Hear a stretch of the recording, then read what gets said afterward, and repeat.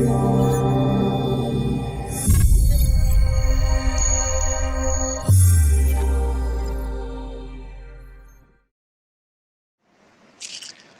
and welcome to this week's episode of Nucleus Investment Insights. Today's episode is called Lithium, Exploring Investment Opportunities in the Cambrian Explosion. Today we have a special guest, Kirk McDonald from Global Clean Energy Accelerator New Energy Nexus. He heads up Supercharge Australia, which is the first project in Australia.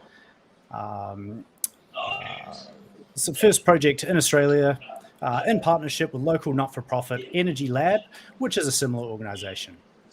Supercharge Australia is accelerating the lithium battery value chain by supporting startups, advocating for the industry, and bringing in global expertise. Kirk, welcome to the show. Thanks very much, Sam. Yeah, it's good to have you on the show. We've obviously been talking for a while, and great to have you here today. Thank you, and g'day, Damien. Excellent. Oh, well, you're stealing my intro there. So, as always, I want to welcome Damien Klassen, the co-founder and chief investment officer at Nucleus Wealth. Damo. Thanks, Sam. Again. Hi, Kirk. Cheers, guys. My name's Sam Kerr. I'm the senior financial advisor at Nucleus Wealth. On the agenda today, we'll have a discussion about what the lithium value chain looks like, what are some of the opportunities and the key numbers.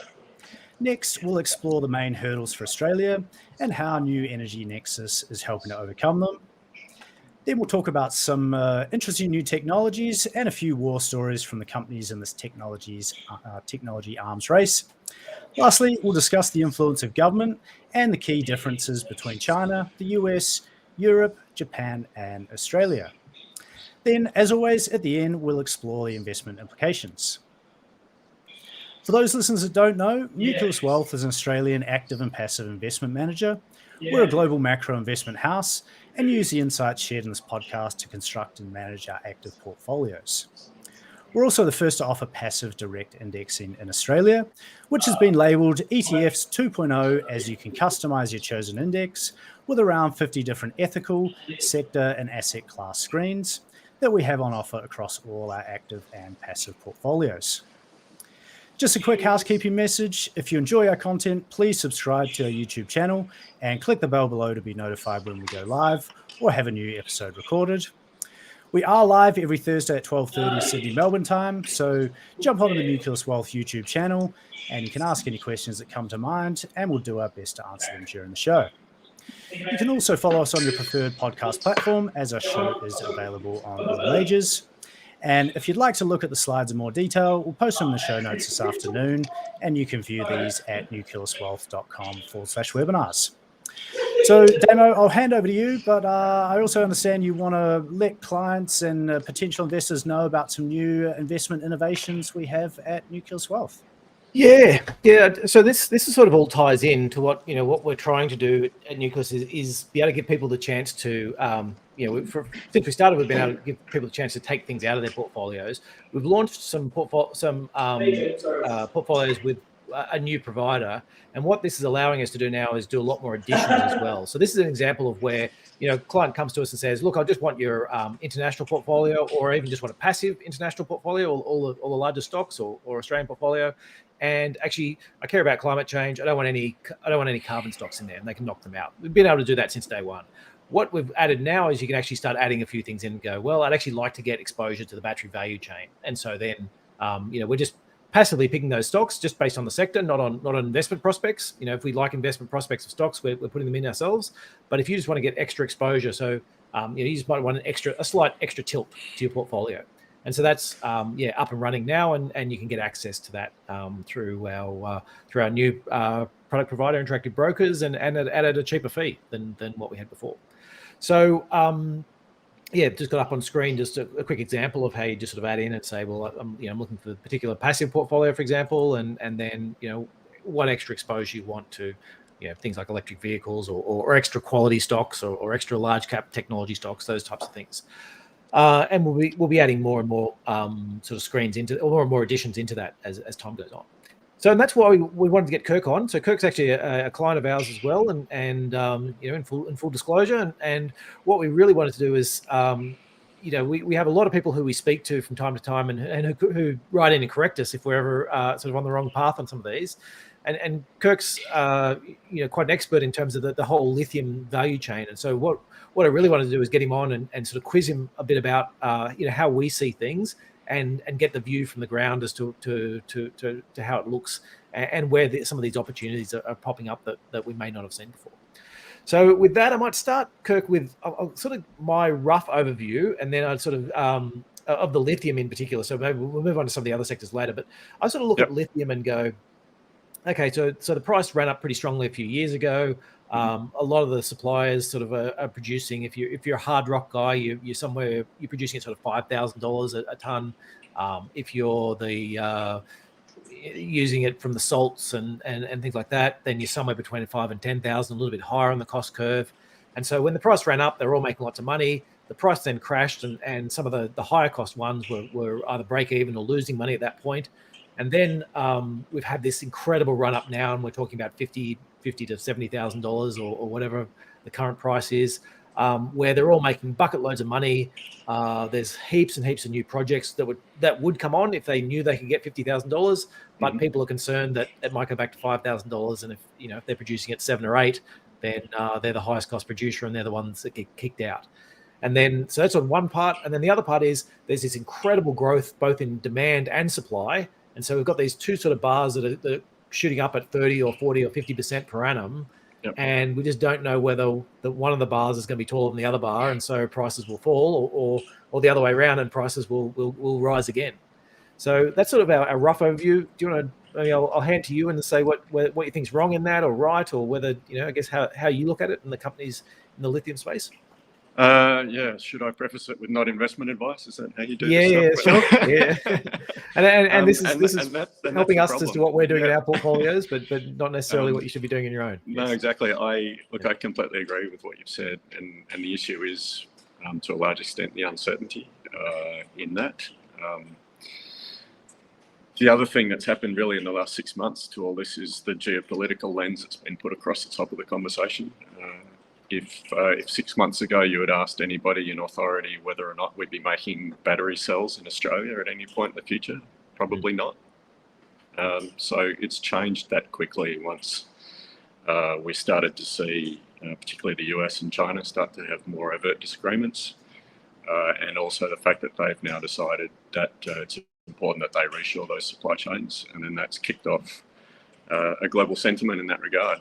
It goes back to fuel security discussions that were had during the last couple of years, and certainly the overall transition. But if you listen to commentators like Robin Denham, a good Australian, also the chair of Tesla, in 2021, she said that it would be a $400 billion battery market by 2030. And we're hearing commentators like Benchmark Minerals, who come and speak to our startups, and PwC talking about supply chain, undersupply in lithium in particular out to 2030 and then 2035. But at the same time, not only are you concerned about just overproduction impacting those prices, but one of the things that's very hard for the people who are doing the forecasting to come to grips with is what does the change actually look like? Are we doing a one-for-one change of ICE vehicles to EVs? And are they EVs with 80 kilowatt hour battery packs? And can we expect 2 of those in every driveway? Or is it something different? Do we do something that changes the way we undertake mobility in our societies? And those driverless cars. Well, driverless cars, that changes the way it looks. Just the ubiquitous scooters that are around many of our cities and the e-bikes, those are changing how transportation is done. So to be a forecaster at this time is very, very difficult. And we're seeing more and more thought about that. But, then you play that off against looking at what's happening in the US market at the moment, and Americans are still gangbusters for Ford F-150s, right? And those have giant battery packs in them. So there's a lot here to do with social change at the same time when you're trying to forecast an outcome. Sorry.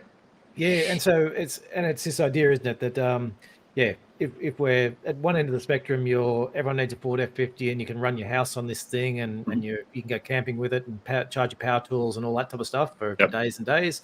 Yep. And the other end of the spectrum, you're like, well, I'll get a driverless car whenever I need.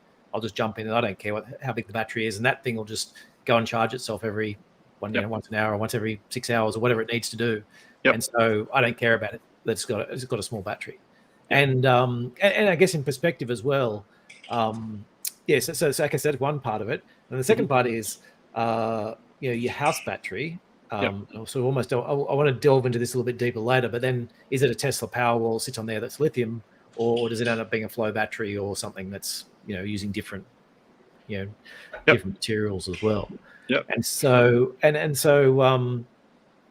but I guess we hear about some of the car manufacturers trying to step in and provide some certainty. Like, for example, in the gas industry, all the Japanese and South Koreans sort of did these 10, 20-year deals in order to get them up and running.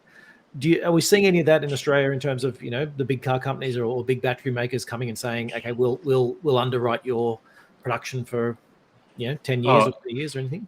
Oh, absolutely. As you well know, Ford's involved in an offtake. Tesla's come in on various offtakes.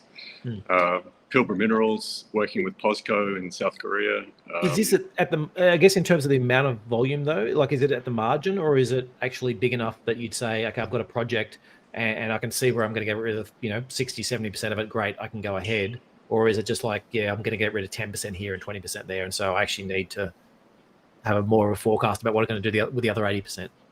No, my understanding, and I'm not as close to that end as I am to the startups, but yes, they're significant purchases, and they are simply increasing. Yeah, and generally done as offtake agreements, or what, are you seeing any sort of equity type deals? There were early on, but more the offtake now these days. Yeah. Okay. Okay. So on the technology side,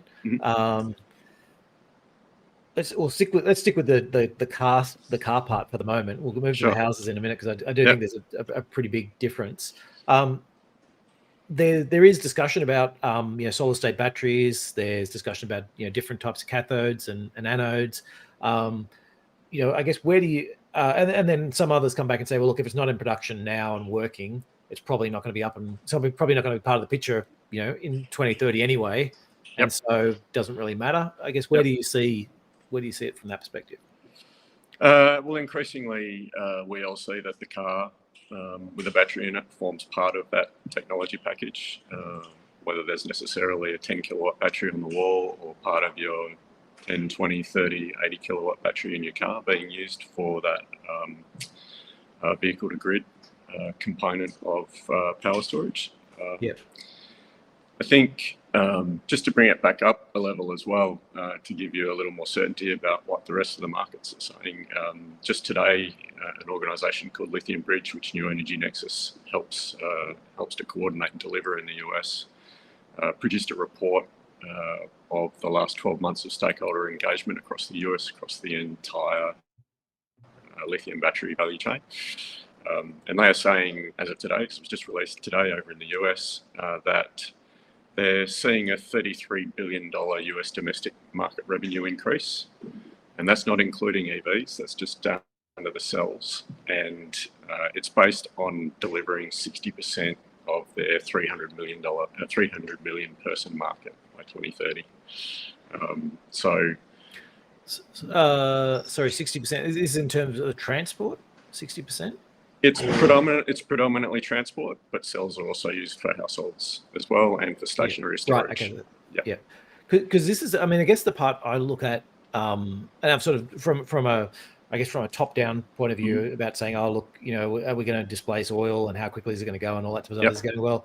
I think the average car life in the US is, I feel like 13 to 15 years or something like that. And so, like, if we replaced every single car tomorrow, and then there's a lot of cars obviously that go 20 years as well. If we replaced every single car and said no more combustion engine cars sold as of tomorrow, we're still 20 years away from having no petrol cars, and we're 10 years away from even making a decent dent in the effect. So 60% seems high, I guess, is where I'm coming from by 2030. It's very aggressive.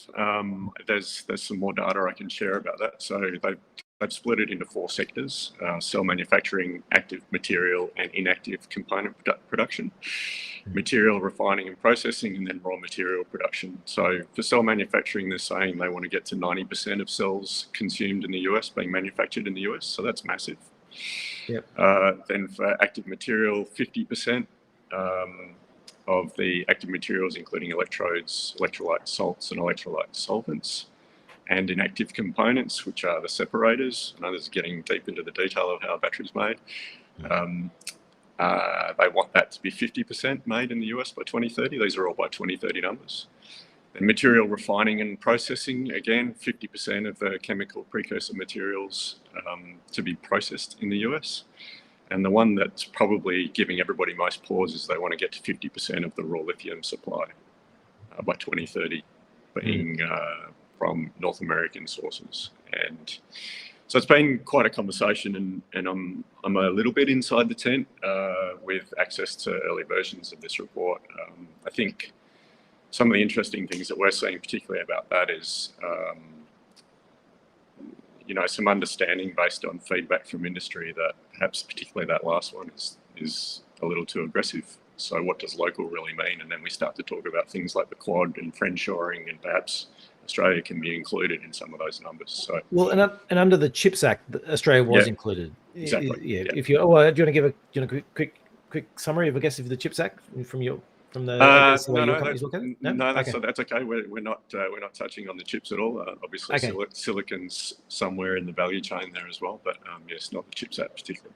Yeah. Okay. So just to be for listeners, the CHIPS Act is basically a mixture of mostly subsidies that the US is and tax breaks and things like that the US is doing to try and encourage production within their friendly sphere. And so a lot of it is based on, you make a factory in the US and you get certain benefits.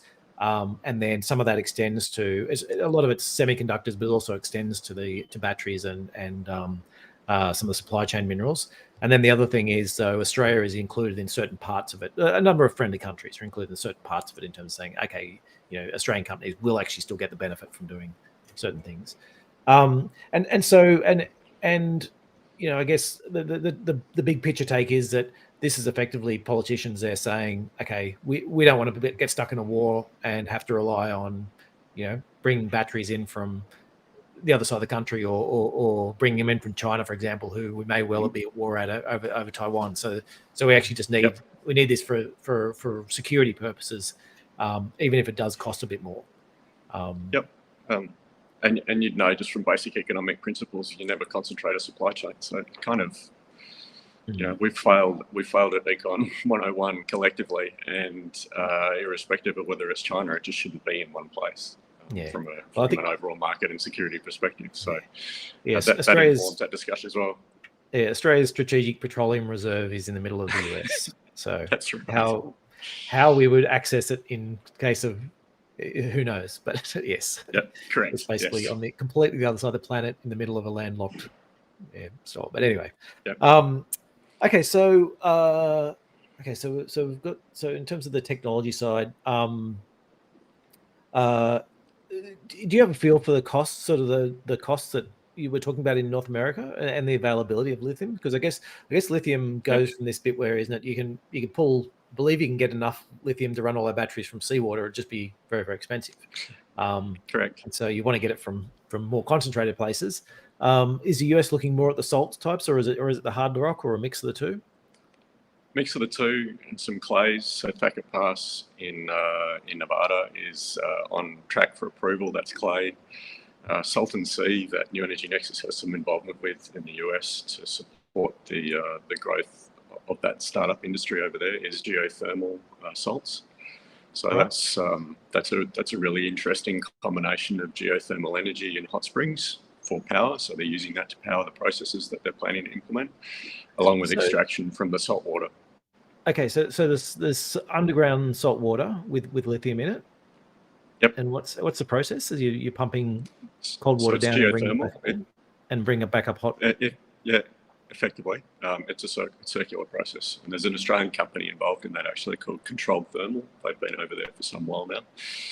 Between them and Berkshire Hathaway and a number of others trying to make that work. I think I'll verbal myself, but I think I've seen something like 50% of potentially America's lithium could come from that source alone if they correct, Right. if they get the processes right. And the issue there is we can extract lithium from salts. We do that in South America in particular. That's the source that you talked about at the start of the call. But in that superheated environment, it's a very, very corrosive salt in the Salton Sea in Southern California. So they're coming to grips with how that negatively impacts their processes. But right. I saw a release. Energy out of the flip side, you're getting energy out of the hot. That's right as well. Yeah. Fascinating. So yes, and I think part of my role here as the vanguard of New Energy Nexus in Australia is that we want Australians to understand as much about the global marketplace as possible. And we have this sense that lithium was an edge case play for early investors, and gee, that was a bit weird and interesting. And oh my God, now it's very, very very, very in demand globally. And as you said, some concern, is it going to stay at this level? Well, and especially I'm sorry, you go. No, sorry, I was just going to say, we still don't feel like we're seeing activity at a swift enough pace. That my concern now is that we've looked at this and gone, okay, well, we've got over half the world's lithium. We can just kind of quietly get about our business and everybody will keep coming to our door. Lithium is actually very prevalent in the Earth's crust, and as you said, it's in seawater. If you can make the economics work, you just pull it out of water. So the problem that we have is ambition and scale and pace. That's what we really need to get to as quickly as possible. So my intent is to bring some of those conversations from the US to Australia and say, look, the US is getting on this. They've got the IRA with $370 billion of benefits, mostly taxation related. That's the IRA, just for listeners. Yes, the Inflation Reduction Act. Thank you. Yes, that's right. We all got past that in the first 2 weeks when we found out about it, but yes, I still need to remind myself I should say it in full. So the Inflation Reduction Act is how the Biden administration got its Build Back Better program through Congress, because they had a lower congressional vote hurdle to get through a bill to do with budgetary issues. So that's why it's called the Inflation Reduction Act instead of Build Back Better, where it really is all about funding the green energy transition. So of that 370 billion, about 1 to 150 goes towards battery work effectively. And like I say, at high level, the thinking is that it's motivated about $1 trillion worth of capital investment in the US across the entire industry, if you like, and certainly we've seen some huge announcements off the back of it. So Nissan's building battery plants. Just in the last 48 hours, Ford's announced a $3.5 billion plant in Michigan with cattle, which is really interesting, a Chinese battery manufacturer. I'm still seeking feedback on how partnerships with China work under that regime, under that funding regime. My understanding was that it would be less likely that a Chinese partnership would be something that would occur on US soil, but here we go. There's the announcement. So it's happening at scale. It's happening, and they've worked out the details on that one. Totally, that's right, totally. But the fact that I'm this close to it internally, and it surprised me to see that announcement. I think is interesting, if nothing else. So. Yeah, see, part of the thing comes from, I guess, from within my investor hat on is going, okay, well, I'm looking at a lithium stock now, and it's whatever the prices people are putting in their models, whether it's 40,000, 50,000, whatever. Yep. And it's got to do this expansion, quite a large expansion, and they've got to work out whether they commit the capital to it or not. And and it sounds as if, from what all the different things that are going on, it's like, well, if the US gets this big subsidy and all of a sudden, yes, I might be producing at whatever $7,000, so I'm cheaper than a lot of the US ones. It might be 9 or 10, but if they're going to get a 50% subsidy, then now they're cheaper than me, and so I might end up buying this thing and find that I'm the highest cost producer. And so, yeah. So is that? I guess is that your message to the? Is it? Because obviously you're trying to encourage. I mean, do we need sort of some stuff, government support over here as well? The interesting thing about that is, yes, we all had that sharp intake of breath, and you heard just in the general media, perhaps the commentary from the other jurisdictions globally about how Europe saying we're trying to do this collectively. It's at its heart, it's a decarbonisation message as much as it is an economic message. We're sharing a lot of information and trying to do this in a staged manner, and then through the vagaries of US politics, and we've certainly seen some volatility in US politics over the last decade. All of a sudden, there's $1 trillion worth of capital mobilised, and we have conversations here about the giant sucking sound of US capital coming for our startups in particular, but also for our minerals. So the startup perspective, I'll talk to you in a minute, but from a mineral perspective, so we had that sharp intake of breath, and as you say, how can we possibly be a lowest cost producer with that amount of fiscal support for American companies? But the legislation is so new over there, and by the way, it was in large part drafted by an Australian and his organisation called Rewiring America, a gentleman called Saul Griffith, who's based on the south coast here, and part of the Electrify Everything movement, and another program here called Rewiring Australia. Great book, The Big Switch. If people haven't read that, they really should. The thinking then becomes, to my earlier point about what does local really mean and who can take advantage of these tax benefits. I think increasingly we'll probably see that America, they want the metals and they don't want any of this supply to be crueled. So, we're probably at the point where we'll start to see more of those subsidy options happen for companies not in the immediate US jurisdiction, but within that friendshored environment. So it's not offering more certainty for your investors, but it's offering some hope.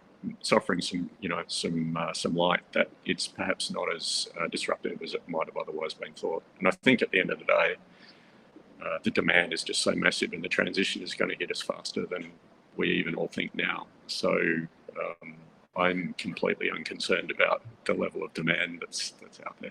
Yeah, well, that's right. And look, I'm the same in that I feel as if it's been, for a while there, everything was about, well, does this work at $100 coal, and does it work at $3 per MMBTU gas, because that's the price in the US and or the global sort of coal price. But now that both of those have quadrupled and then come back again, even though they've come back not all the way down, but they've come back a fair bit, I do think people are now benchmarking, going, well, as long as I can make this work at $300 coal, then we'll never have to spend $300 coal anymore, or and we've had this huge European gas crisis. We want to make sure that we're getting off. And so, I think as well, I think I saw some stuff from just the other day where Europe was had imported, I can't remember, something like almost 100 gigawatts of solar panels, but they just couldn't install them fast enough. And they're just basically vacuuming up everything they can possibly find. Is and I do think that's not just a 1 year. Okay, we had a nice warm winter, we don't have to do it anymore. Is no, that's we will take whatever you've got until as fast as we can to get off that. Yep. Solar's not where we operate, but you probably keep up with Renew Economy for insights into the sector, and there's a great article on there from an Australian scientist talking about the fact that he thinks basically the race is over, that solar is becoming so ubiquitous, and it's such a flexible source of energy production, and it's so relatively easy to produce and to scale that that argument is done. We do have a little bit of a concern with the increasing trade disputes between the US and China. China saying things like, well, if we can't have your chips, then you can't have our solar cells. So that's to be resolved. But again, it just speaks back to this localizing of supply chains argument. Europe's realized that it can't rely on Russian oil and gas because it's concentrated too much power in an unreliable hand. And the same thing may well happen for us. And by the way, silicon is also very, very ubiquitous in the Earth's crust, and Australia's got a ton of quartz. So Yeah. all these things are possible. All these things are possible. It just Yeah. again, the lens just keeps changing and changing so quickly. It's about pace and ability to be adaptable. That's the main. Yeah, The main and also though the government policy, isn't it? Because there's that part where you go, okay, yeah, I mean, I think the US basically took the views, look, we've got some tariffs and on things from China, but actually what we really need to do is just throw money at the problem and give companies money to help solve that problem. Because no one's going to willingly say, I'm going to produce things at $20 per widget if I know that China's producing it at 10. Whereas if you say, well, I'm producing it at 20, but I've got a R&D credit or I've got tax breaks or whatever it is, it brings me back to 10. Okay, now I'm happy to do this, and we'll go over time. Is Australia being left behind? Totally. Yeah, very much. Again, we've had a change of government in May last year, and the new government is, coming out very strongly in support of all of the things that we would like to see them support. But to their credit, as I said, 6 months ago, nobody was thinking there was going to be an economic production of battery cells in Australia. So having to turn that ship around very, very quickly and say, well, now we'd like to produce not just enough for Australian domestic demand, and if you read, things like the renewable energy superpower commentary from people like Ross Garnaut, then if we get this right and we overproduce solar and wind for the basic purpose of creating a stable energy grid in Australia, you create a lot of essentially at the margin free electrons. And what do you do with those? Well, you make clean minerals, you make clean machines, you make decarbonised machines, you process everything that's in Australia here, ideally, and then what you're shipping is green iron, green steel, green batteries. Do we get to EVs? I'm hearing that we probably will, and potentially green cars. So that Lithium Bridge report out of the US talks to a domestic market of 300 million people. If for a second we stop thinking about the 20 odd million in Australia and start thinking about the 2 billion plus to our north and west, we've got the subcontinent, we've got Indonesia with 300 million people to our immediate northwest. All of those are desperate to undergo the same decarbonisation that we'd like to do. And they're starting from further behind. So if you think about those export opportunities, and when you add all that up, I think the number is something like we in Australia could contribute 8% of the world's required decarbonisation alone if we get that renewable machine right. Going. Yes. So this is the part though, isn't it, where you go, okay, it makes perfect sense if you're designing the world from a benevolent dictator, down and everything like that, and you say, okay, great, you're digging all this iron ore up in Australia, and we need to make it into steel, and it needs to be carbon free and all that type of stuff. Oh, you guys got heaps of cheap solar energy. Okay, why don't we just do that all first, and then you can ship the steel elsewhere, and you have to cut massive extra tons around the world, and then burn it in other countries at a higher cost and all that type of stuff. But a higher carbon cost too. Yes, yeah. But the problem is, if Australia is not actually supporting that, and China is, then or Indonesia is, then we sort of end up in that position of about the same bit of where people go, yeah, look, I'd love to make green steel here, but I'm not going to make it at twice the cost as what they're making it in China, and I'm not getting any subsidies, and they're subsidizing, and so it's going to end up in China, and they're doing it for the jobs or the control or whatever they need it for. Is that though? So because we had Ross on as a Ross Garnaut, that is, on as a guest before, and he ran through his superpower book, and as I said, I'm all on board with it, but except for that part about we actually need to do something, and I feel as if our last government spoke a lot about innovation and everything like that, but actually did nothing to genuinely support it. And I feel as if the current government's making lots of comforting noises, but I'm just not seeing any actual action. I'm not sure whether you're privy to stuff that's moving in that way. So there is already announced a $15 billion national reconstruction fund, which is intended to be spent across the broad swathe of these styles of industries, which is fantastic. We have had a white paper response late last year on the renewable energy superpower, and there were over 100 submissions to that. We have had a strategic or critical minerals white paper response that closed at the end of last month. I don't know how many submissions were on that, but we'll find out shortly. And then, speaking of pace of change, there's now a battery strategy white paper that's out for comment. It was dropped on the same day as the critical mineral strategy was closing, and that's due for comment on March 3. So in terms of pace of change, they've got to get this information into a collated, source and be able to then write policy off the back of it. And then there was the budget process. So the budget process commentary concluded end of January, I think. So I credit the government for what they've achieved to date, and all of us in the industry are just continuing to say more ambition, please. And we're putting in submissions to that effect. And do you genuinely think, though, like, is there policy to back? Sorry, is there legislation to back this up? Because I guess that's where I'm. Yeah, is it written yet? No, I don't think it's written yet. But well, is it genuinely? Because I guess what I'm thinking is there seems to be. Let's take money laundering, for example. Yeah. Money laundering is very, very important. We've got to do something about it. I'm just going to do one more community review. Yep. And I'll see you in 3 years' time. And then I'm going. We've got to ask somebody else. Let's go and do another one, and we'll see you 3 years after that. So there's one which is, yes, let's do white papers to kick it into the long grass, and we'll worry about. Hopefully, that's the next government's problem. Yep. There's other ones which is I'm doing all these white papers to make it seem like I'm doing something, but actually I can't be bothered writing the legislation and genuinely supporting it.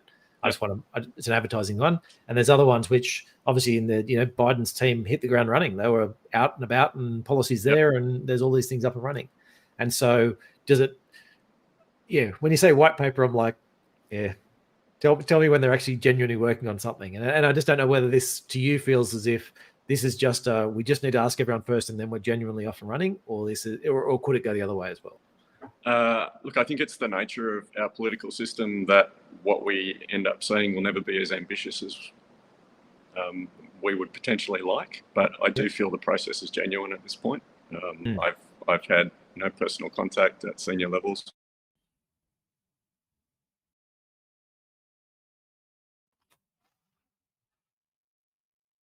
Sorry, Sam. I think we've just lost Kirk there for a minute. Yeah. I've actually asked him some questions about political stuff, and somebody's cut his line for us. Should we give him a moment or try give him a call on the phone? Yeah, we can tap him in if need be. What was the next? Yeah. So on the agenda, interesting new technologies. Kirk was going to talk about. Maybe you could touch on that, or sort of the main hurdles for Australia in this value chain. What I might touch on as well is just this the one I hadn't got to, but I'll touch on as well, is this idea that there is actually a fair bit of uncertainty in terms of lithium as a storage factor for residential and utility use, for electricity use. So question is, are there hydro ones that actually work better because they work over a longer time frame? Lithium works well in a short, for the short in and out, but there's also a lot of different flow batteries and a lot of heavier batteries. And so Kirk and I spoke a little bit offline about that, but there's obviously there's a lot more potential competitors to lithium within the stationary storage. So things that you don't need to move around. Once it comes to storage that you actually do need to move, so in cars and things like that, it is pretty hard to beat lithium, and it's pretty hard to see any major competitors. There are some potential sodium ones, but that's sort of still at the margin. And what's the difference between the technology, say, with the lithium batteries in the cars? Like, why are those sort of so different from so much lighter? If you're looking for things that are light and relatively safe, then lithium sort of leads the charge in terms of that. And so it even extends as well. Some of the more some of the newer technology also extends to potentially some flight So you can get short haul planes, which they're genuinely looking at batteries as an alternative to jet fuel. Longer haul really isn't on the radar yet. There's just the weight to power ratio and things like that you need are just not feasible in the short term. But they're genuinely looking at different things that could work in terms of that power, in terms of the flight and short distance flight. I think we've probably. I'll jump as well to some of the government policies stuff. We've obviously spoken a fair bit about the US in particular, which has got a lot of policy, sort of all based around subsidies and tax breaks for companies. The other one is the other big one is Europe. So what we're seeing in Europe is behind the US, but certainly headed down the same path in terms of saying how do we subsidize? Oh, there we go. Back. Kirk, welcome back.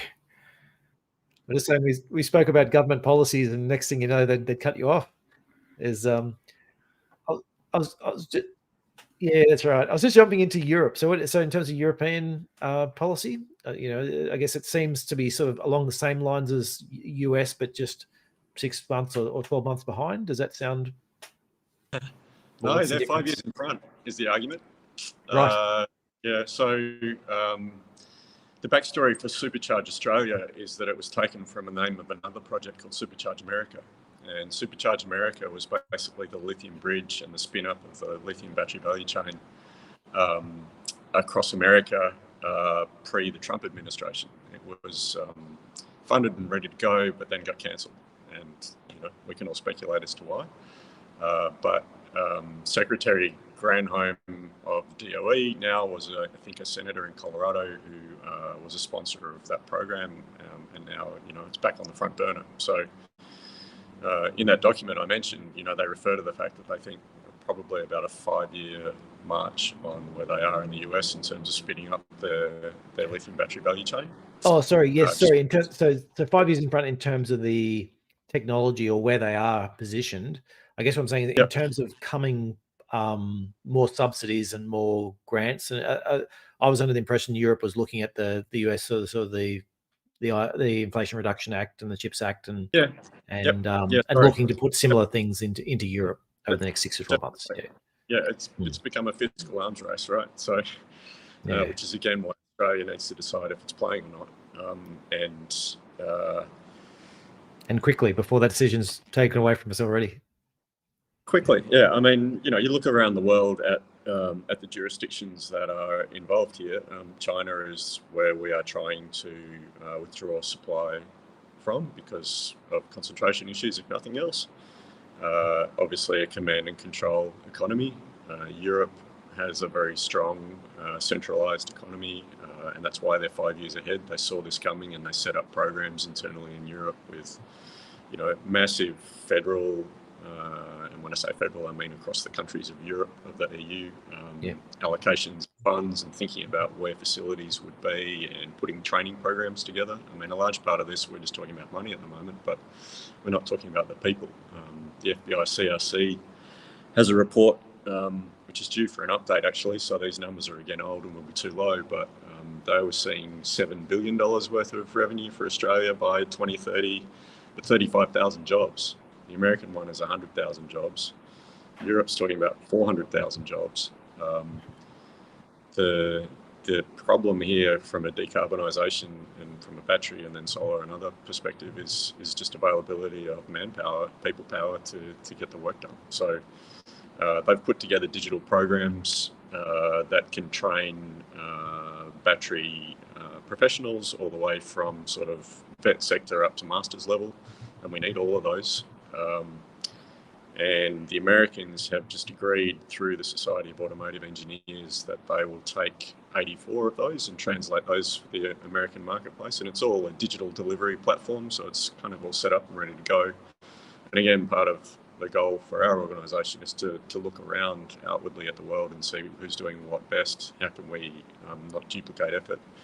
So we're proceeding to try and work on how we can make those kinds of facilities work here. But yeah, so Europe's been right on it. They've, I think earlier on I talked about the fact that they had a sense of that there was a shared requirement for progress, and they were doing their best to lift the world up. But America's kind of gazumped everybody with the Inflation Reduction Act.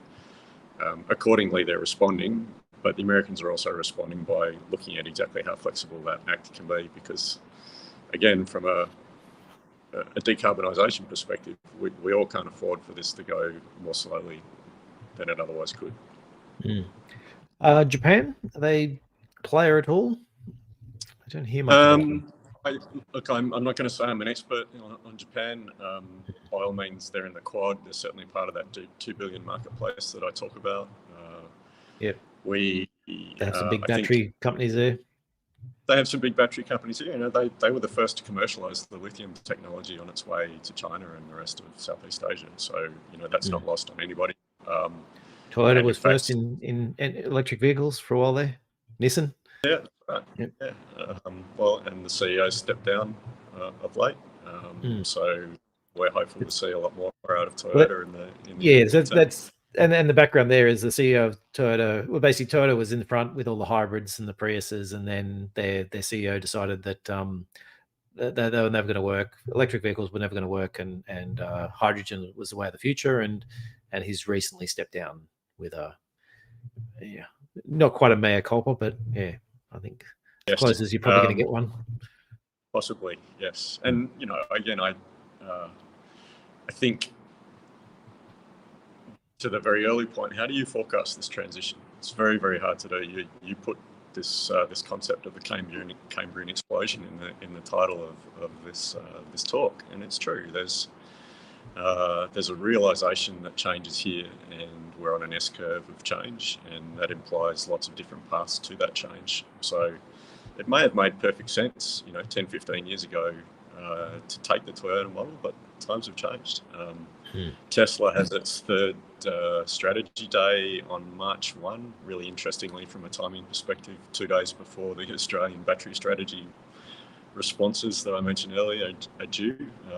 And they're on record from pre-media as saying, well, we've had a really big think about how to scale massively and what that means for global supply chains, and they're going to tell us about that on March 1. So I'm fascinated to see how they think that's going to work. But I don't know, you've probably seen Tony Sieber's pieces about the disruption caused by the energy transition. He has a beautiful piece where he has a photo of New York City with one car down Broadway and all the rest horses and carriages. And it's, black and white, spot the car. Can anybody spot the car? And then there's a circle on it showing there's the car. And the next slide is all cars and one horse. Now spot the horse. And you can't really see it, but it's there. And that was 10 years. Yeah. It took 10 years for the car to be the outlier, to the horse to be the outlier. So this is coming so fast that, it's hard to be too brutal on Toyota, but I'm hopeful to see. And the interesting thing for me is, when you look at those ones and you look through all these adoption curves of, whether it's washing machines or fridges or smartphones or whatever it is, it's clear it's getting faster and faster, that time frame of the and so the question is, I'm not quite sure when the whole thing kicks over and starts, but I'm pretty sure when it does get into full swing, it's a bit like, well, Uber is probably a good example as well. Is like, 1 year people are going like, oh, why would you get in a car with a stranger? And 3 years later, everyone's like, why would I pay more for a taxi? And so, there is that part about it's the move is, when it does happen, is likely to be faster than anyone thinks. It's just a question about when does it truly kick off. Yeah, I think to provide a sense of some ability to deal with that massive pace of change. I was having a good chat with a new colleague, I'll say, from PwC, and talking about if you're a large OEM and wanting to be at the front of this change, how are they to think about making the transition and making their investments? And they could sit back and wait for the S-curve to pass by and for all of those cheap batteries to then be in the market, and away you go. But at that point, it's likely that they'll have missed the boat on access to supply because it will have been carved up early.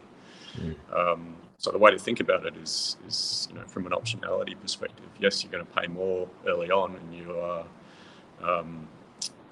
you know that it's going to be cheaper, and that might stick in the craw a bit. But if you're paying earlier on for a guaranteed supply, well, it's insurance, isn't it? Supply, it's insurance, right? Exactly.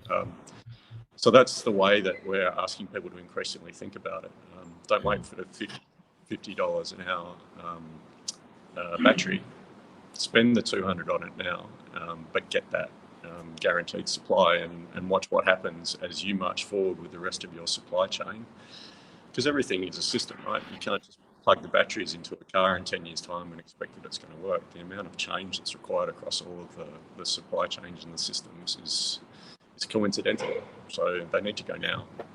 Yeah. Now the other thing, the other thing I've been hearing in terms of the production of EVs is that it's a lot simpler than a combustion engine. So, for example, Foxconn, who put together all the phones for Apple, they're getting into the business, and they're basically saying, well, yeah, it's just the parts all go together. Yeah, combustion engine is really hard because there's a controlled explosion, and if you get something wrong, you need to engineer around the engine. Whereas for electric vehicles, it's actually there's a lot of it's all standardized parts from different people, and you plug the whole thing together and off you go. Any thoughts, I guess, from does that sound right from the customers you have? It's absolutely self-evident. And yes, one of the other interesting things from an Australian perspective in particular is that we're at the end of a global supply chain, and we have left our transition policy environment very, very late. We have very poor fuel standards in Australia.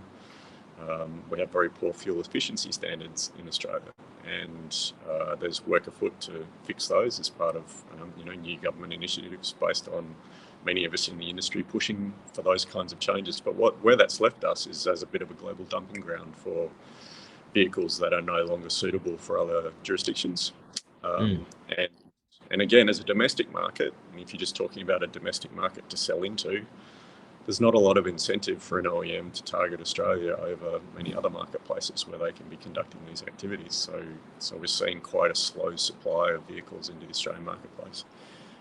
But from the point of view of the simplicity of an EV, where that's left an opportunity and a gap for startups in Australia, to speak to startups, which is what we're here for, is the retrofit marketplace. So light commercial vehicles are a great starting point for that.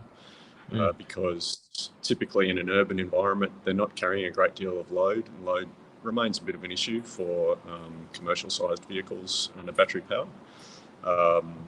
But your average delivery truck, van that's diesel at the moment, or even petrol-powered, rolling around the city, going back to a base at the end of the night, is a perfect candidate to be electrified. And Rove, one of our startups in our cohort, is planning to do just that, and they've had their entire 2023 production capacity spoken for already. That's how desperately fleet managers want to change over to electric for that simplicity, lower cost of operations, benefits for doing it. And they don't have the range anxiety because they go, we have 50 trucks and we know they all go 100 to 150 kilometers a day or whatever, and that's it. We don't have to worry about, we'll have to drive it to Sydney and where will I stop? Yeah. So those things are all the low-hanging fruit there, and then once you start to think about the fact that, okay, well, from an automotive, from a light retail vehicle perspective, are we going to see $25,000 EVs very soon? Are we going to see, the old 1999 drive away? Right. Probably not. Well, I did want to get to this. Yeah. Yeah.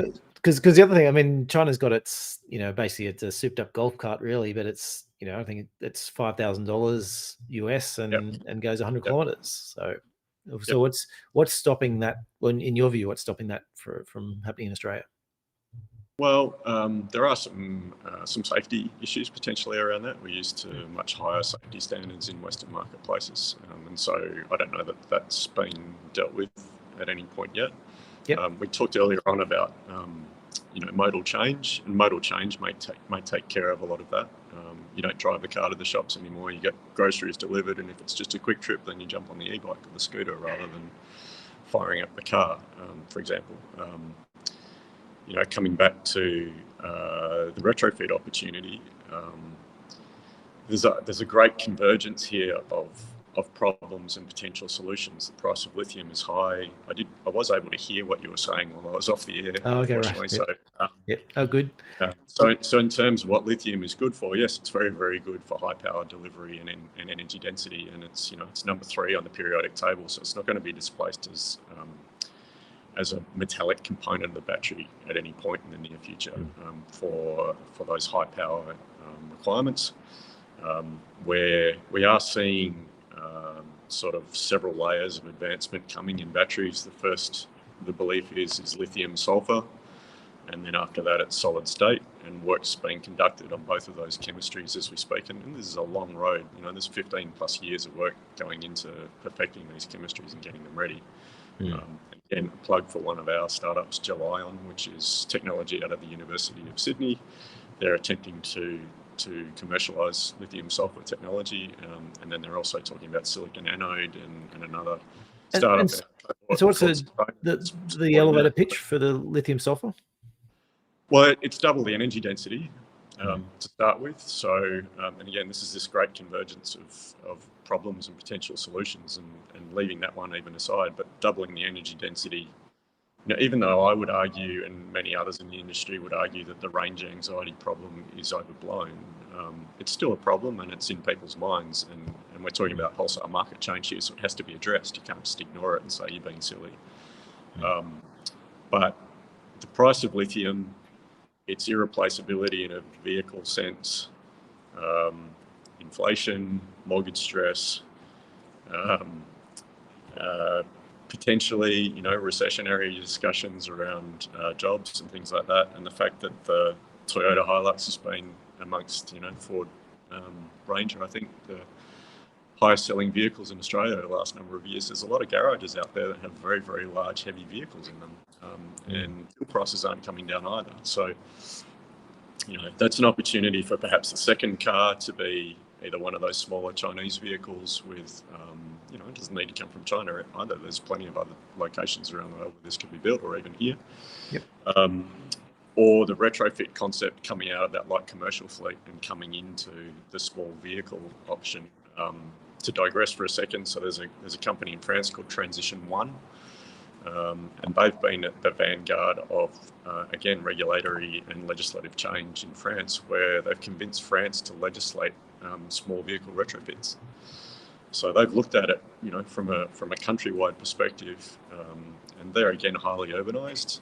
But what they've come up with is a process whereby for each vehicle type, there's a mandated retrofit process, and there are accredited auto shops that are capable of fulfilling that retrofit, and there's a subsidy process to get the retrofit done. So the concept is very much drive in, drive out. You drive in your old small ICE vehicle at the start of the day, and you drive it out at the end of the day. It's got an electric motor in it and maybe a 15 kilowatt hour battery, just a small one, but that's enough for the the second runaround car or the average small commute in Australia.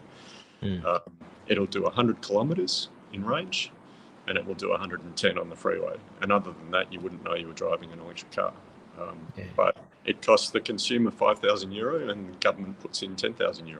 And if you overlay that model on Australia, where we have a massive number of local automotive businesses and talent, and certainly in this transition, there's not enough people, and a concern for organisations and companies like that as to what happens as ICE vehicles leave the marketplace with lower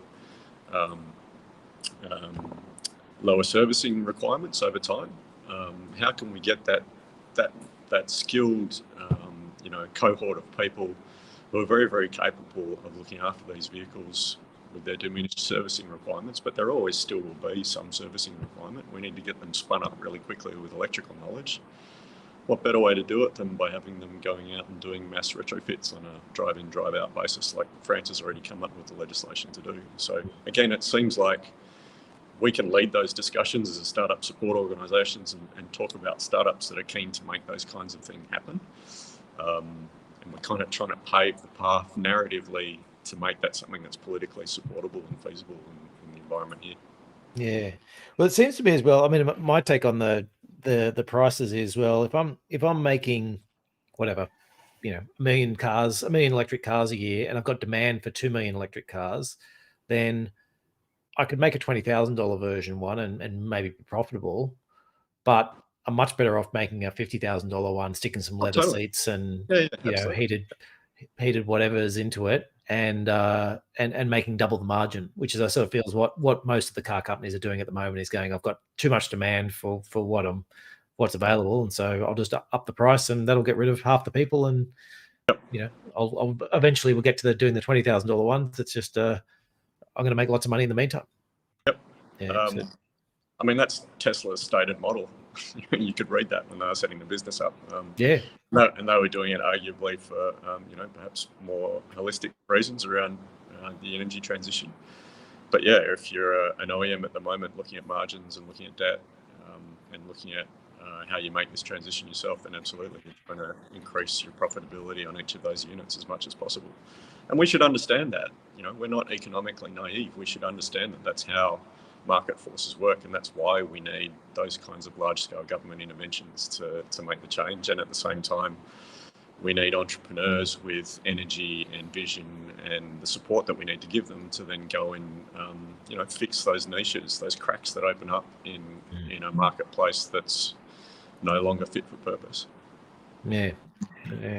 Yes. Well, and that's you know, I guess that's part of that. It sounds as if, yeah, we're in the position where we've got the US and Europe quite actively trying to change and drive the situation, whereas we're sort of passive. Again, not, you know, we spoke about passive on one end of the production and also passive in terms of the standards, and so effectively we're letting things be dictated from elsewhere. Any other companies you wanted to talk about? Where we're running a little bit over time, but I'm happy to, you know, I think we've got enough tape left to fit a few more things in.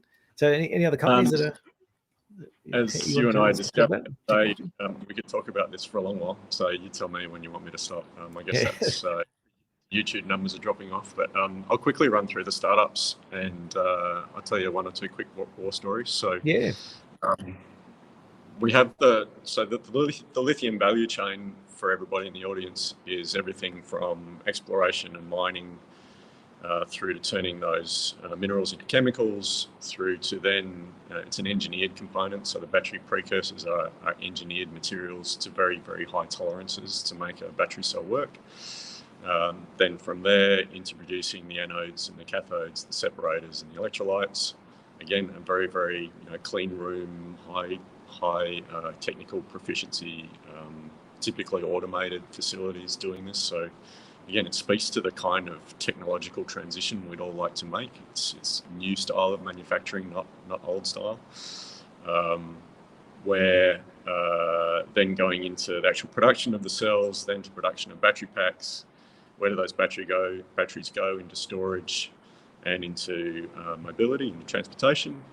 And then out the other end of that, there's the entire circular economy that we're starting to spin up. So it's and actually, sorry, can I just, before you get to that part, so am I right? I'm right in saying, am I, that batteries themselves, as you go through that process, they're sort of largely interchangeable in terms of saying you're making quite small components, which then you sort of add them together and into longer networks, and then you add them into bigger packs, and so I want a bigger battery in my car because that's the way I'm designing it. I'm basically just adding lots of smaller ones. Whereas if I was actually if I want a bigger engine in my car, it's actually a big design. I need to design the bigger engine and change all the components so they can handle the more pressure and all these other factors. Whereas batteries are very simple. I just add a few more on the end and largely there's a few other bits and pieces, but so it is a very scalable. It is, and for people who haven't seen them, the old Google it phrase, but it looks like a stack of AA batteries. Like literally, that's what's inside these very, very sophisticated vehicles that we're all talking about. Battery packs are a lot more sophisticated than that, but that's what it looks like. So but the net effect of that is it should hopefully improve, like that. You get a lot of manufacturing benefits from that, because you've got a whole bunch of people. You're like, this is the specification for what we want. As long as you produce it, I don't care whether you're Panasonic or Tesla or whoever it is. Yep. I just want BYD. I'll just, it fits the thing, and then we put it into the battery pack, and then put that into the car, and off you go. Yeah, and as I think you're drawing at, it gives you a lot more flexibility in terms of what size of battery pack you might include with the vehicle. You don't need to engineer the whole vehicle. You just put a slightly smaller battery pack. Yes. And to that cost of lithium discussion, I think we will see smaller battery packs, because it's A, just wasteful, but B, also very cost inefficient to have that 80 kilowatt hour battery pack sitting in your driveway if you're only driving 10 or 20 or 30 or 40 kilometers every day. You don't need that much energy storage. You don't even need it for your house. A Tesla Powerwall is 10 kilowatt hours. 80 kilowatt hours is a lot of storage. So those stories are, I think, going to emerge more and more as we start to realise how this changes the way that we conduct transportation. And we also, the other thing we spoke about as well, the idea that there's NEO is a Chinese company with swappable battery packs. Yeah, and I think a lot of motorbike ones have that same thing, don't they?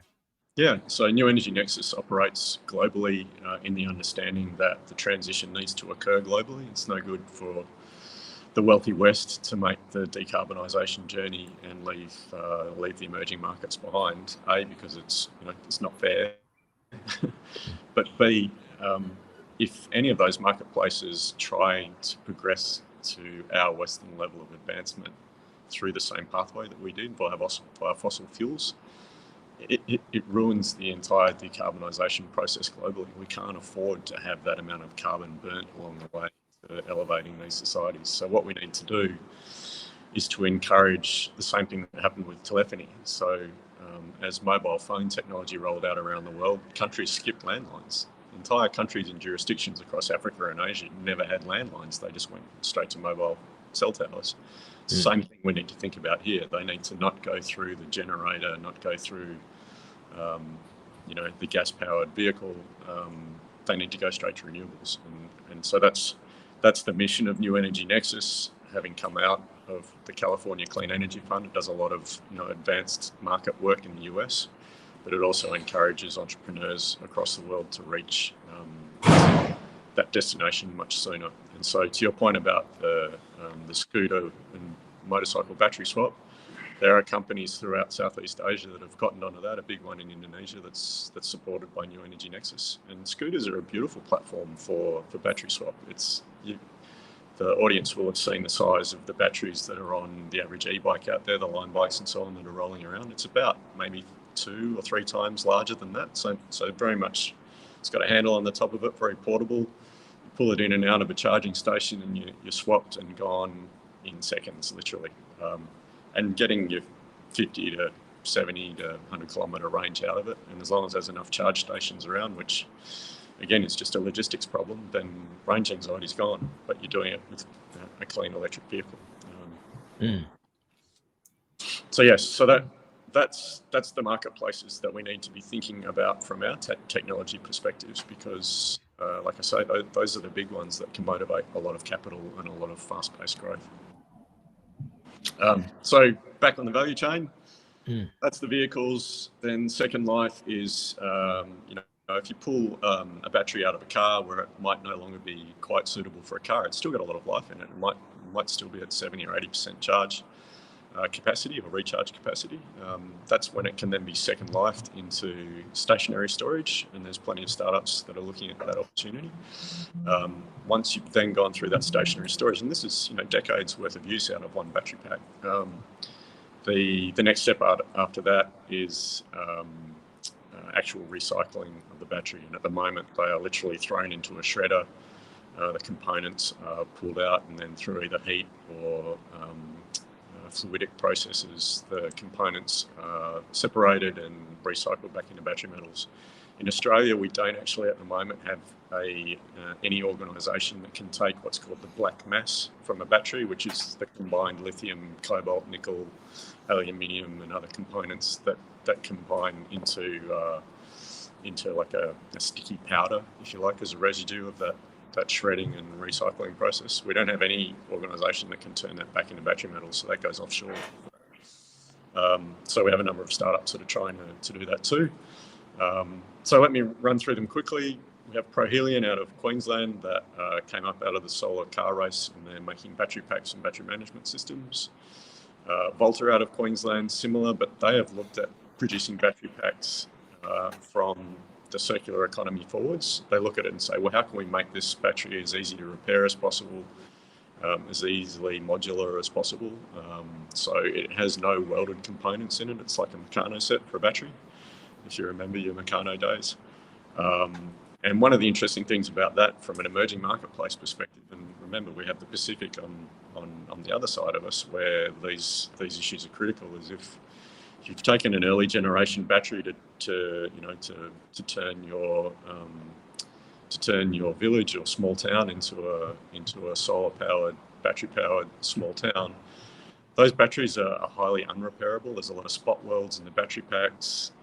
If one of those cells goes bad, then you need some local expertise to diagnose that, pull that out, replace it, weld it up again and put it back together. And that expertise isn't necessarily available in local environments. I've heard stories that it can be up to a year or 2 years for the original manufacturer to get back around to that site to fix it. So if you've got the capacity where, again, it's like these AA batteries that you're just slotting into a container, there's no welding, you can take it apart, do your multimeter on the ones, work out which ones have failed and put a new battery in, and you're away in order of hours instead of years. So it's a really important way to think about the transition. Then we have Gelion, we talked about, Sukona we talked about with a novel silicon-based anode, which again increases energy density and production costs. Rove and Good Car are on the EV side of things, so we didn't talk about Good Car, but they're buying in cars from Japan. So, and Japan and the UK, again, this problem that we have being on the end of the supply chain, we're not getting enough supply of vehicles. They bring them in, they make sure they're ready to go, and they put them on the second-hand market. They're doing group buying, and they're now getting to the point where they'd like to upscale those vehicles. So you can buy an older vehicle, it might have a battery that's due for replacement. They'll replace the battery, they'll put some improved driving technology in the car around, sound systems. And even, to be honest, we talked about autonomy before, but there are products out of the US where you can start to retrofit rudimentary autonomous facilities to vehicles. So they're building up a platform around that, and again, just attempting to push supply into the country. Then staying on cars for a minute, but we haven't even talked about it. Being focused on batteries, the value chain includes all of the other components, including motors. So there's a company called Fast Drive out of Geelong, and they've looked at the hub motor, which is a thing. So the concept of not having a central engine in your car, or even a central motor in your car with the power going by, drive shaft differential axles to the wheels. The motor is actually inside the wheel. And that brings a lot of simplicity benefits and potential to retrofit electric motors to other non-standard applications, including, rail. So they're having good conversations with mining rail in WA about putting these on those vehicles. And so I'm right in saying though, the electric motor is pretty set, been around for whatever it is, and there's not a lot of difference between motors from one to the next, or is it genuine? No, it's genuine technological advancement. The Right. motors that are rolling around in a Tesla are far advanced from the motors that rolled around in a forklift 20, 30 years ago. Right. Sorry. What is the big difference? You're going to get beyond my expertise here, no, but that's okay. So it's in terms of the way that the rotors are structured and the way you use AC or DC. So we've gone through, I don't know if you've ever pulled a motor apart or looked at a small toy motor or something like that, but used to have actual physical brushes that were transmitting the power onto the rotating component of the battery, and you don't do that anymore. In a lot of cases, it's completely brushless, and it's it's utilizing the AC regulation of the AC power as it flows around the circuit on the outside of the battery to spin the rotor inside. So you're actually pushing it around with an electromagnetic process. It's called a reluctance motor, I believe. But much simpler to produce, less parts, cheaper, all of those things. So again, great advancements in that central battery technology and also advancements in these hub motors as well. So Fast believes they have another crack at another level of advancement on that. Then coming down the value chain, we have a company called EV FireSafe, who are, we haven't touched on this, but part of any transition is safety concerns. So they were tasked by Defence actually to go and produce some materials about how to handle EV fires and battery fires in the marketplace, and they've done a fantastic job putting material together and training together. There are a couple of fireys that have had to attend EV fires, so they know what it's like and understand it. The incidence of EV fires is very, very low, and the stats say that on a per vehicle basis, they're less likely to catch fire than an ICE vehicle. But we're in a transition here, so it's exciting. It's similar to the range anxiety. These are things that you actually have to physically do something about that might actually be a lower risk, but you've got to smooth the waters on it. So the faster we get the security around that, the better. And that's got opportunities to grow across those marketplaces in particularly the US, where we're probably a bit more advanced than them on those considerations. Then through to, where am I? So Second Life, there's a company called Sustainable Lithium Cells Australia. So they started with that realisation that for all those Lime bikes that are here in Australia, not to pick on that brand continuously, but they're too expensive to send back to China for warranty repairs. So what do? Put them on the tip? No, you take apart the battery pack, you pull out one or two cells, fix the spot weld, put them back on the road. So to their credit, they're training relatively low-skilled workforce into how to pull those packs apart, how to diagnose the faults and repair them. And with very, very low investments, they can gather a huge percentage of a market that didn't exist, even 3 years ago in Australia. So that's the Second Lifing activity. And then we go all the way through to the recycling. So a company out of Western Australia with the headquarters here called Renewable Metals, and they have a novel, it's that full chemical recycling technique that I mentioned that we don't do yet here in Australia. They're applying the insights from metallurgy in Western Australia from nickel mining to a much more simple recycling process for the battery materials, and they can extract all of the materials out of the battery, and they've got funding, in fact, from the New South Wales government to set up a pilot facility in Parks, because the interesting thing about the circular economy is, yes, all these minerals and materials are in far-flung places in Australia, Pilbara and etc. at the moment, but once we move into the circular economy, the materials are where the people are, where the consumers are. So why would you build a recycling facility in Parks? Well, it's not too far from the largest population centre in Australia, in Sydney, right? So all of these things are really starting to change the way we think about planning and organising our new economy. So I think I've been through all of them, just let me check. Scienta's the last one, sorry. So Scienta does additive manufacturing for cells. There's a number of components in the value chain that they can work on. One is, and where they've come up out of, which is building circuit boards. So it's additive circuit boards. It's like 3D printing for circuit boards, if you want to think about it that way. But what they're seeing is an opportunity for them, in addition to the circuit boards and the solar cells they already work on, is printing of batteries. So if you can imagine, batteries are just a giant roll of materials that are having the various layers of anode, cathode, electrolyte, and separator put on them, and then they're rolled up, and that's what's actually inside these cells. The tolerances with which you do that can have a huge impact on the efficiency of the material usage in the cell, and therefore the power output and reliability of the cell. So they are able to produce incredibly high tolerance changes in those printing activities of those materials. And again, technology out of an Australian university hoping to take on the world. So, I mean, it sounds expensive, And so, like, I guess one thing is, it sounds like you're going, okay, I'll set this up and I'll run it for spaceships or something, and then we'll just keep going, working at it, and drive the cost down to the point. So is that sort of the rough plan for those, for that type of thing? Honestly, that's how it actually works. So looking to, my organisation in California. So in terms of startup support, they run a thing there called CalSeed and CalTestbed, where they're funding the ecosystem with California taxpayer money.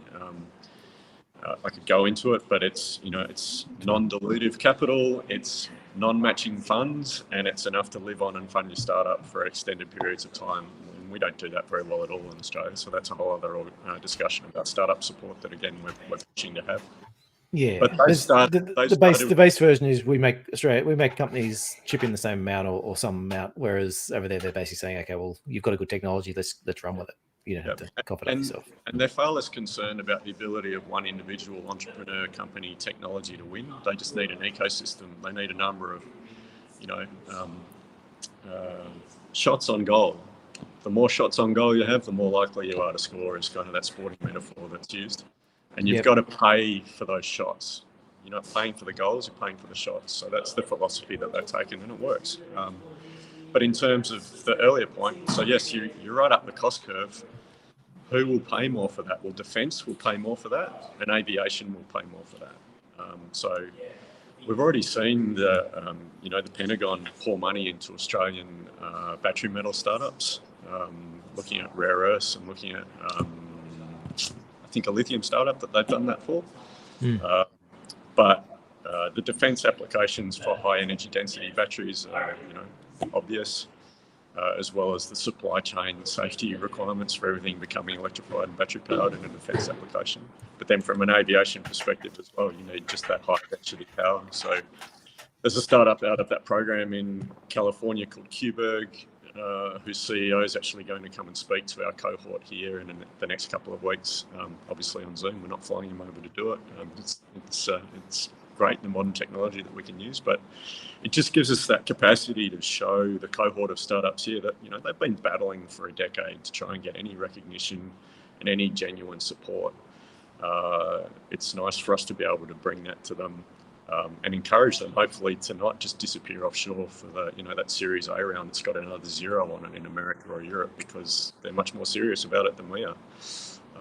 So yes, you start up at the high end of the cost curve, and sorry, I guess where I'm leading with that one, because I know, I feel as if we went through a lot of years of 3D printing being this, yes, it's coming, and then it went through the whole period of like, well, no, it's never coming. They keep talking about it, it's never coming, and then all of a sudden, it is cropping up all over the place.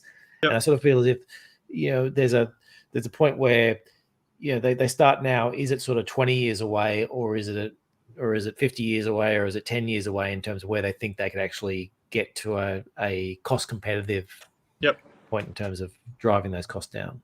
Again, our program's only just started. We announced the cohort 2 weeks ago now, I think, and we're in a very, very accelerated program to basically, A, give them some initial support, but B, go and attract additional funding to continue the runway. So in a normal program, they do a 9-month accelerator. Here they're in a 6-week program, and then we're having an awards event on the 30th of March here in Sydney at our offices at Energy Lab, light plug. But the idea is, A, to support them, B, to network them back into these international organisations that we can. And it's genuine support. There's 400 mentors at Energy Lab. There's 150 angel investors and an angel investment fund at Energy Lab that can potentially provide them capital. So it's real. But they all need help being deep tech to work on their business planning, to work on their capacity to get to scale manufacturing, to perfect their pitch when they're going to talk to investors. And all of those things can be delivered in this very short time frame, but normally we'd like to do that on a much longer one. So can I tell you how quickly you'll be seeing 3D printed batteries? No, I can't. But again, it's shots on goal, right? We don't know if it's going to be that technology that helps change happen. And it may be that technology that lets us get to an early stage experimental battery that can then be perhaps produced in a different way, more mass produced. way, but because you can iterate so quickly with 3D printing, you can conduct all those experiments that you need to conduct much more quickly. Yeah, so, I know. Look, it's more. It sounds, I guess, to me, I don't know. Paraphrasing what you've just said, is it sounds like, okay, it's not imminent. We'll keep an eye on it, but it's not like we're going to turn around in 5 years' time. But maybe 10 or 15. Who knows? I really don't know, to be honest. Yeah. But we'll be surprised by these technologies, and we shouldn't forget. Australia invented the modern solar cell. Mm. That's right. And then just ponder on that for a moment, right? And we let it go. Yep. So this will be the next one we let go. Well, it shouldn't be.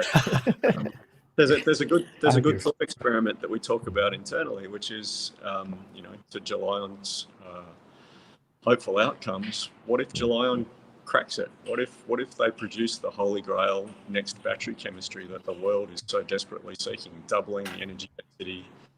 And we haven't even talked about it, but if it's silicon and sulfur and lithium, Australia's got the lithium. We've got great nickel and cobalt supplies. We don't really talk about much of them, but if it's a lithium sulfur battery, sulfur is almost ubiquitous and far cheaper to produce than the nickel and other components required in a battery. So it just again cuts the cost out of the battery. So if we end up having that technology, then what happens? Do we do solar cells all over again and let it go? How can we keep it here? And not just that, but with a good sense of humility, as we should have, around the minerals that are in the ground. It's just luck that they happen to be in Australia and we happen to be living on this continent. And also it's in global decarbonisation. So you can't just produce the holy grail battery and then just derive massive economic benefit out of it for ourselves. You've got to think about, well, how can this be used as a decarbonisation tool as quickly as possible globally as well? So it's a big thorny problem, but I hope it's a problem we have to try and solve. Excellent. Look, we're going to have to wind up there, but thank you very much for coming on. That was that was very valuable, and I think for anyone wanting to get a feel for where this technology is going and what you should be thinking about from the investment perspective, I think that's been very useful. Do you want to give us a bit more of a spiel about yourself and New Energy Nexus and what you guys are doing for people? Yeah, absolutely. So New Energy Nexus, as with Energy Lab, are both not-for-profits operating in the space to support startups. The importance of the not-for-profit is that we can be in every conversation. Often we're asked, you're funding these guys, right? No, we're not operating like a venture fund. We're just trying to get progress here. And typically we're funded from that perspective from government sources, philanthropic sources, and that's an emerging opportunity for us and for the change that's required in the space. Philanthropic money used to come from the dividends of investments of a pool of money that was then tipped into an NGO to combat the degradation of the environment that the original source of revenue had come from. So the entire philanthropic investment landscape is changing. Why are we investing in old style industries, using the profits to combat the outputs of those old style industries? Let's just invest in the new style industries so we can help that transition happen. And then the last one is corporate. And if you think about the fact that we're spinning up into a circular economy, all of these materials will be recycled. There's what were junior lithium companies that are now very, very healthy companies in Australia that are increasingly looking down the value chain and to their credit are making those decisions to move down the chain to chemical processing and further to advance their own economic and their shareholders' economic interests. But we would argue that keep looking down that value chain, and if you want startups to invest in 5-10 years' time for when you'd like to be further down that value chain, then support the ecosystem now. So those are the people that we go and seek funding from, and like I say, I'm on the front foot out there doing it now, but it's go time. Yeah. And so anyone who wants to invest in this sector, come and speak to you. Absolutely. Yeah. Excellent. Thanks for that, Kirk. So now we have our question of the week. So this is for viewers to have some discussion in the comments section over the coming days. So the question for this week is, what is the most interesting part of the lithium value chain? So feel free to post your thoughts and engage with us and some of our other viewers over the coming days. So just a rapid fire answer. Kirk, what do you think is the most interesting part and why? Well, I had advance notice, obviously, but honestly, it didn't take me long to think about it. I think it's the economic opportunity around export for Australia, and that comes with coincidental decarbonisation benefits. And don't forget, the rest of the world's decarbonising. We're seeing cross-border adjustment taxes being put on as tariffs. They're going to be in Europe before we even think about it. We actually have to decarbonise in order to get these products to market over time. So, the export opportunity for Australia is massive, and it completely changes the conversation. Allegedly, we have $9 trillion worth of housing in Australia. We have $3.3 trillion worth of super funds under management. We have a sovereign wealth fund called the Future Fund in Australia that's got I think it's $230 billion under management in it. The numbers that we're talking about to corner, a $400 or $500 billion marketplace are really not that large in the scheme of things. We just need to flick the way that we think about investment and how we do it. So, I'd push on that. It's the export opportunity and decarbonisation opportunity, and it's massive. It's going to produce a huge number of jobs, and it's going to produce a much, much more enjoyable and stronger Australia. Excellent. Nice one. And Damo, your rapid fire answer? All right. Look, we didn't get onto this part, but I guess it's partly getting to the investment side for us as well. I guess from what I've probably spoken about this before in the past. Is we spoke about this Cambrian explosion, especially in the battery market, where there's just technologies everywhere and different things popping up, and there's all these. There's flow batteries we didn't even get to speak about, and solid state, and there's all these bits going on where it's like that might work, and that might work, and that might work. I don't know. I don't know which one's going to be the winner. Look, there's a thing called an iron air battery that's hopefully being commercialized out of the US, and it's literally using rust to store energy, right? So, yeah, it's exciting and crazy technology. If the price of lithium stays high, and all indications are it will at the moment, then there's a place for all of those. Yeah, and so I look upon those, and then I say, okay, well, where do I think where do I think I can make money from this? And the thing for me is saying, as an investment perspective, I'm more interested in the service players to it, because I just don't know which one of these is going to work. And there'll be people brighter than or better, more knowledgeable about the technologies than me, and they can go, yeah, okay, this is going to be the winner, and I'm going to put 100% of my money on that one. But I'm sort of saying, look, I don't even think spreading it out, but I do feel as if there's a, we had these, we've had a couple of, we had the internet boom, and we had the railway boom in the back in the 1800s and whatever, and it created a huge railway network right across a whole bunch of countries, and it was very beneficial for later on. Well, people, a lot of the investors in the actual railroads didn't do that well. A lot of the people who, though, there was lots of fortunes made and lost, and there was a lot of the service players made lots of money. I guess what I'm saying is I don't want to bet on any one particular one at the moment. Although it's certainly, I think, the angel investing side and helping to there's certainly merit in that. But for us, it's about trying to find the service players who are actually going to be involved in this whole process regardless, and they're the ones who are effectively plugging these things into the networks and hooking them up to existing transmission lines and all that type of stuff. And that's where we've focused most of our bets at the moment. Yep. Well, there's an energy play underneath all of these companies to some extent, and depending on which of them, if any of them, but hopefully some of them get to scale, then that's part of their thinking as well, as that ongoing energy opportunity. And the other one from a service perspective that we didn't talk about either is an emerging opportunity. We kind of almost touched on it, but just batteries as a service. So batteries are a technology, and they require oversight and maintenance and monitoring. And in some cases, it's perhaps appropriate to think that, well, maybe it's something that people shouldn't buy. Maybe it's something that they should lease, and they should lease with the concurring support services around them to make sure that they come back in at the right time for monitoring, that they can perhaps be remotely monitored. Speaking back to that fire problem that we saw earlier, you can actually remotely monitor these battery packs and pull them out of service before they get to the point of degradation where they're likely to catch fire. But you need to. And I'm guessing as well, most people, if you said to them, would you like to pay $5,000 for a battery that's going to last you a dozen years, or would you like to pay, I don't know, $700, $800 a year? Yep. Most people will go, yeah, I'll take $700 or $800 a year. Done. Yep. That's it changes the economic model for the retrofit as well. Or maybe they come back charged. For $1,500 you get them charged as well, and it's like, oh, well, $1,500 a year is cheaper than what I pay for in petrol at the moment. So it's a win-win. So, and I point to the whole.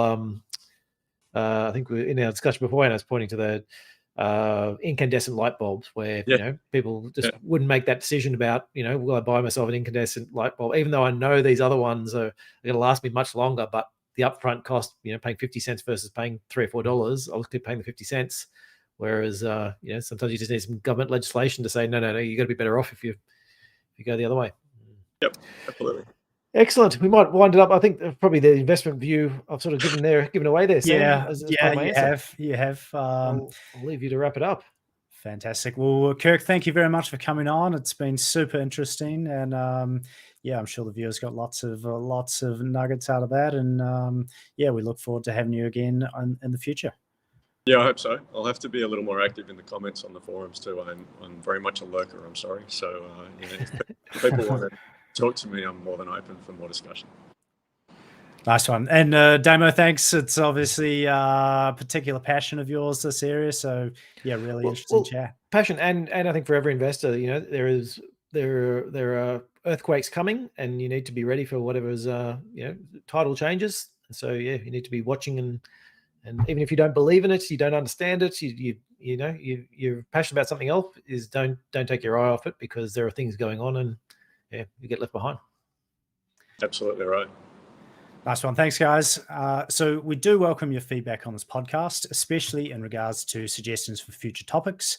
If you do have any ideas, please drop it in the comments section below, or send us an email at contact@nucleuswealth.com. Just a reminder, this is general advice and does not take into account your personal situation.